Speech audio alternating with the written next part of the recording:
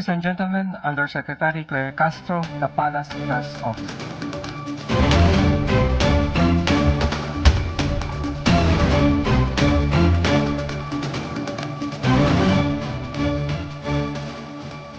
Magandang hapon, Malacanang Press Corps. Ang laban kontra droga ay laban nating lahat. Iyan ang mensahe ni Pangulong Ferdinand R. Marcos Jr. sa pagbisita niya sa PDEA Laboratory ngayong araw. Bilang patunay sa dedikasyon ng pamahalaan na masawata ang iligal na droga, tinatayang nasa 62 billion pesos na ang kabuuang halaga ng illegal drugs na nakumpiska sa tatlong araw na...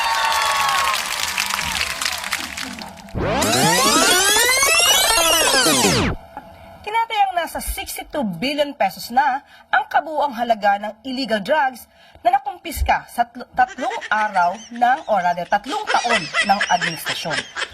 Dagdag ng Pangulo, maraming Pilipino na ang nailigtas mula sa bigkis ng illegal drugs, pero malayo pa ang tatahakin upang tuluyang mapuksa ito. Kabilang sa whole of government approach ng administrasyon,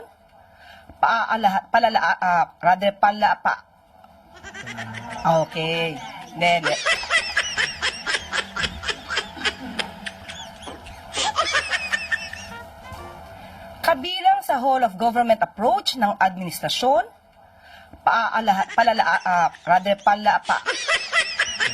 okay.